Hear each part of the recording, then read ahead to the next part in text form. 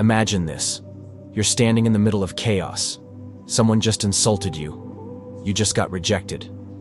A deal fell through. A door slammed in your face. Everything around you is spinning, trying to drag you into emotional reaction, rage, self-pity, anxiety. But you don't flinch. You don't lash out. You don't crumble. You stand still, calm, grounded. Not because you don't feel, but because you've mastered what most people never will. The art of not letting what happens outside you control what happens inside you. This is Stoicism. And no, it's not about being cold, emotionless, or detached from life. It's about becoming emotionally indestructible. It's about owning your response to everything you cannot control. And learning to control the only thing you ever truly can, yourself.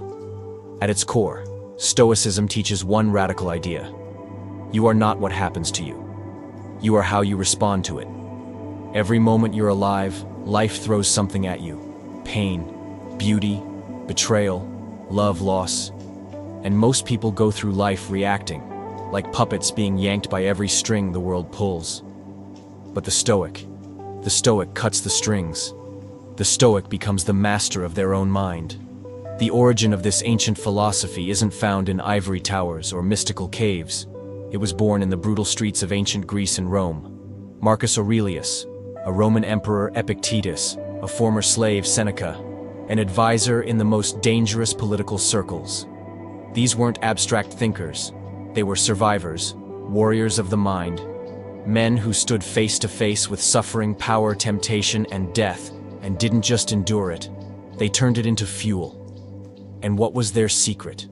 It wasn't denial. It wasn't blind optimism. It was clarity. Stoicism begins with one foundational truth. Some things are in your control, and some things are not. That's it. That's the doorway. That's the beginning of freedom. You can't control what people think about you. You can't control the economy.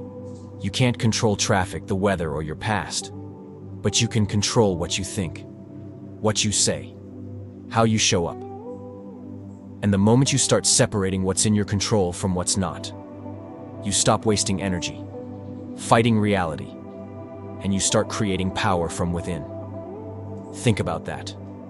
How much of your suffering comes from trying to control what you simply cannot? You get anxious because you want certainty. You get angry because someone didn't behave how you wanted. You get depressed because the past won't change.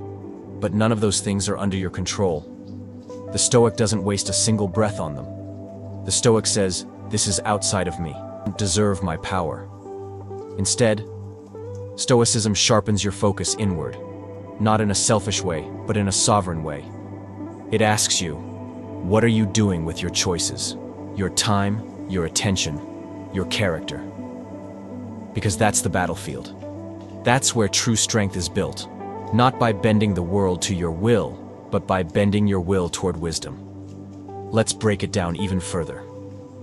At the heart of Stoicism are four cardinal virtues, not just concepts, but actual tools for living well in a chaotic world. Wisdom, the ability to see things clearly without distortion, to know what matters and what doesn't.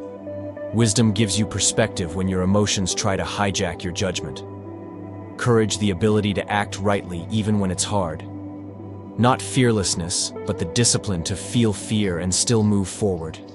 Justice, the commitment to fairness, to doing what's right, not because it's easy or rewarded, but because it's who you've chosen to be.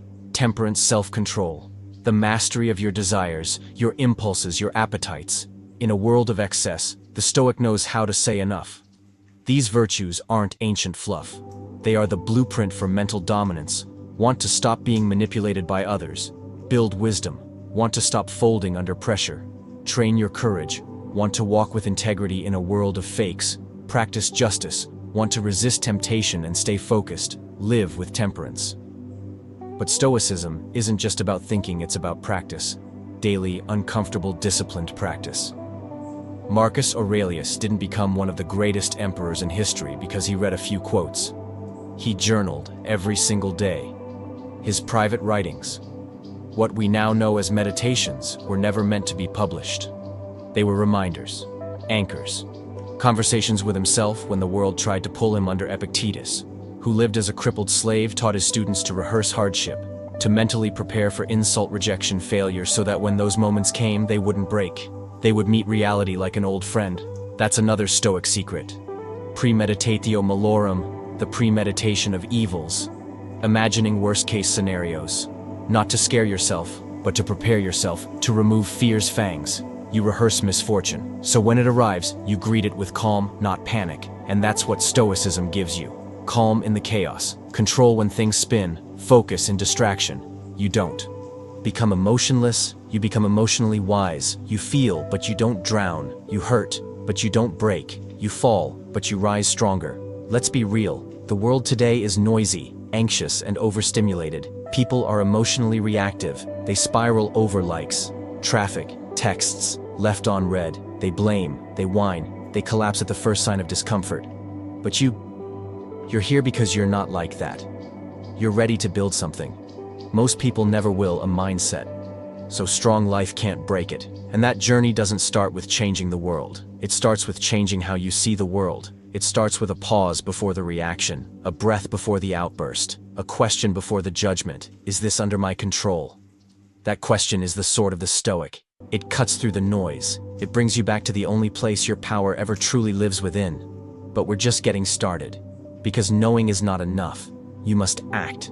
You must train. You must apply these truths like armor daily, deliberately, relentlessly. We're going to go deeper. Into the rituals. The real-world situations. The internal war between reaction and reason. We'll explore how Stoics deal with betrayal, failure, death, success, and how you can build the kind of inner strength that doesn't just survive this world, but thrives in it. Stay ready. The daily armor applying Stoicism to real life. You've heard the theory. You've seen the battlefield. Now it's time to put the sword in your hand. Because Stoicism, if it stays as a quote on your wall or a tattoo on your arm, will do nothing. But Stoicism, when practiced in the gritty, unpredictable mess of real life, when it becomes your daily armor, that's when it becomes power. Real power. Not over others, but over yourself. Start here. You wake up. Maybe you didn't sleep well. Maybe your phone is already buzzing with messages that demand more of you than you feel you have. You can already feel anxiety crawling in. Now pause.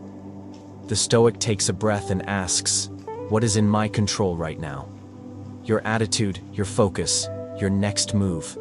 Not the messages, not the weather, not the world, just you. Marcus Aurelius wrote, when you arise in the morning, think of what a precious privilege it is to be alive, to breathe, to think, to enjoy, to love. That's not motivational fluff, that's your reset switch. A morning ritual that reminds you. You're not here to react. You're here to respond like a warrior of the mind. And then the day begins. Maybe someone cuts you off in traffic. Maybe someone insults you. Maybe your plans go up in flames. This is the arena of the Stoic. Because life doesn't care how spiritual or wise you claim to be. It tests you with traffic jams, disrespect, losses, breakups, and pain. But here's the Stoic twist. Every hardship is a hidden training ground. Every rude person is a lesson in patience. Every failure is a forge for resilience. Every betrayal is a test of your ability to keep your soul intact. Epictetus, who faced slavery and cruelty, said it best. It's not what happens to you, but how you react to it that matters. So when life hits, you don't say, why me? Say, here is my training. That shift alone makes you unstoppable. And what about emotion? The modern world is obsessed with letting every feeling out. We're told if we're angry, we must scream. If we're sad, we must collapse. But the Stoic knows emotions aren't enemies. They're indicators. They're signals, not shackles. You feel anger. Good. That's fuel. But you don't let it burn down everything around you. You let it burn as purpose, as energy, for clarity and justice. You feel grief. Don't run from it. Don't drown in it. Hold it with grace. Walk with it. Learn from it. In the end, the Stoic understands you can feel deeply and still act wisely. That's the mark of strength. Anyone can explode. Anyone can numb out. But to hold emotion in one hand and reason in the other and move forward with both, that's mastery. and let's talk about success. Stoicism isn't just for the broken moments, it's a tool for navigating triumph without ego.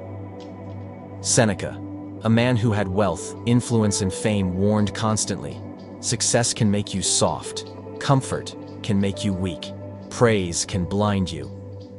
The Stoic greets applause with the same steadiness as they greet criticism. Why? Because neither define who you are. You are not your praise. You are not your haters. You are your actions, your values, your discipline. So how do you bring all this into daily practice? 1. The morning reflection. Before the noise of the world gets in, get still. Ask, what do I expect from today? What can go wrong? How will I choose to respond when it does? 2. The midday. Check in around noon. Pause. Ask, am I still living within my control? Have I let emotions run the show, or am I choosing my responses? 3. The evening review. Before bed, look back. No shame, no ego, just honesty. Where did I lose control today? Where did I win? What can I do better tomorrow? This is how Marcus Aurelius wrote to himself every night. Not to impress others, not to perform, but to sharpen, to stay aligned. You don't need hours. You need moments of honesty. And maybe the most powerful Stoic habit of all, negative visualization. This is where you imagine losing everything, not to feel depressed, but to build gratitude and resilience. Imagine losing your job, your health, someone you love. Feel it. And then come back. You'll see what you have now in a whole new light. No more taking things for granted. No more wasting time. You live like a Stoic when you live like it could all disappear tomorrow. Because one day, it will. That's the final Stoic truth, memento mori. Remember, you will die, but not to scare you, to awaken you. Every breath you take is a gift. Every moment you spend whining, overthinking, or chasing what you can't control is a moment lost. The Stoic doesn't fear death. The Stoic uses it as a compass, as a motivator, to ask, if this was my last day, how would I live it?